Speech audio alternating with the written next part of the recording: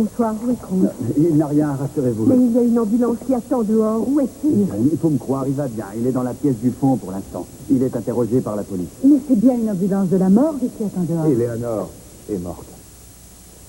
Cruz et M. Capwell n'ont rien, rassurez-vous. Oh, Dieu. Mais je veux voir Cruz tout de suite. Vous savez où se trouve mon mari? Oui, dans la pièce du fond avec Cruz, mais ils sont avec un inspecteur. Je veux Ils voir m'attendent. Cruz immédiatement. Je n'attendrai pas. Cruz?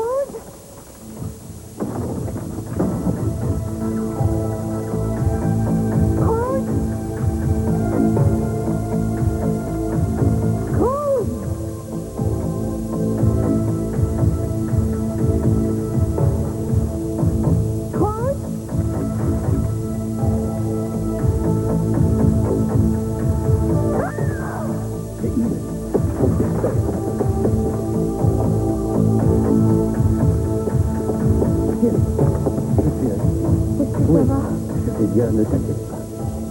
C'est bien. Cette histoire est en sincère. Sincèrement, je suis désolé de vous ôter si belle illusion, mais je suis bien obligé de vous détromper. Ça ne fait que commencer.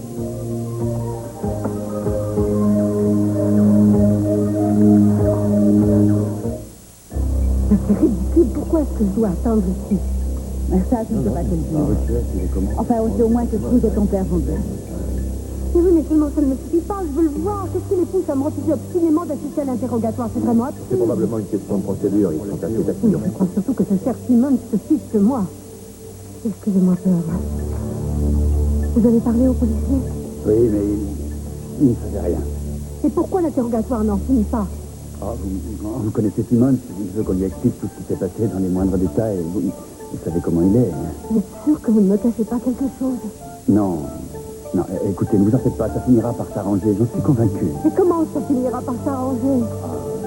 Il me semblerait qu'Eleanor, enfin que ce soit avec l'arme de Cruz qu'elle ait été tuée. Vous comprenez? Alors Cruz a tiré en état de lésion. Non, ce qu'il dit, lui, c'est qu'il n'a pas tiré sur elle. Alors il faut le croire. Oui, bon, c'est là que ça se complique, un tant soit peu, vous voyez, parce qu'Eleanor est arrivée ici sans arme. Elle n'avait pas de revolver. Mais enfin, qu'est-ce qu'on reproche à Cruz, vous savez? Je ne veux pas vous inquiéter, mais vous connaissez qui? Avec tous ces éléments, il peut imaginer des choses. On peut penser que Cruz n'a pas tiré en état de légitime défense. On peut penser qu'il... Enfin, que c'était le contraire.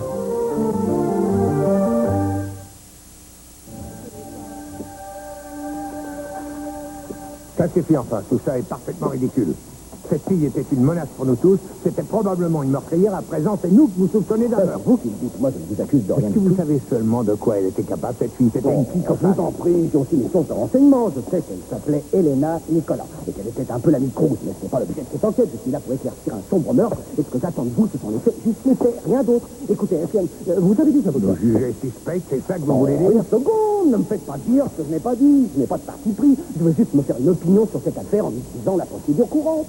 Je n'ai pas la moindre raison de douter de ce que vous me dites ou de penser que vous voulez me cacher ce qui s'est passé. Non. Vous voulez un avocat? Non, ce n'est pas nécessaire. Parfait, alors je continue mon interrogatoire. Commençons par contre. C'est toi qui es arrivé le premier sur les lieux. Raconte-moi tout. Voilà, j'ai trouvé la porte ouverte quand je suis arrivé. J'ai sorti mon arme presque aussitôt. Je pensais qu'il était en danger. Et Eleanor m'avait dit qu'elle la retenait et qu'elle voulait la tuer. J'ai traversé le labyrinthe. Main en l'air, frangette!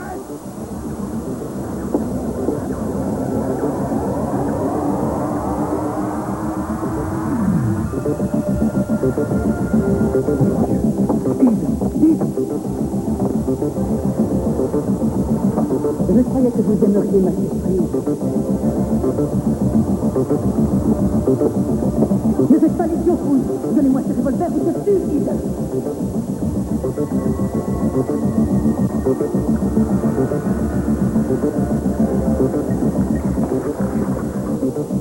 Alors, si je comprends bien, elle t'a pris son revolver sous la main. Mais où est passée l'arme avec laquelle elle t'a menacé? Elle est par terre, dans le coin, c'est ce que tu regardais tout à l'heure. Oui, ça fait quelque chose. Drôle de revolver, on dirait la réplique d'une arme de Star Trek. C'est ça? Oui, il faisait sombre et je ne pensais qu'à retrouver Ibu. J'étais fou d'inquiétude. Je la croyais Elle entrée. est en sécurité chez elle, côté. Elle a pris mon revolver et elle m'a tenu en joue avec.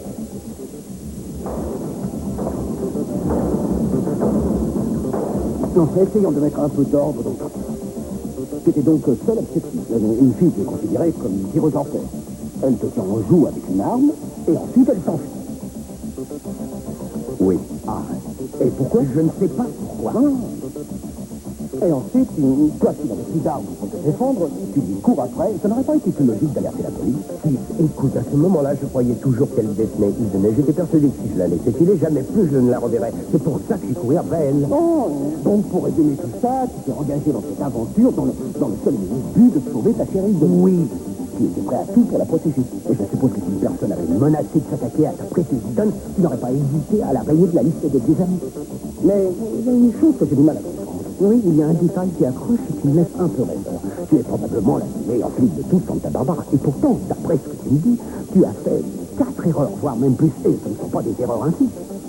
Bien sûr, on peut penser que ton jugement était un peu obscurci par ton désir de protéger Eden. Ça a son importance. Mais je ne sais pas, il y a tout de même quelque chose qui me tracasse un peu dans cette affaire. C'est cet amour.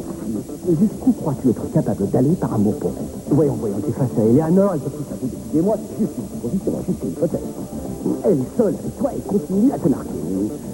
Tu savais qu'elle était tu ne serais pas tenté de commettre un crime passionné.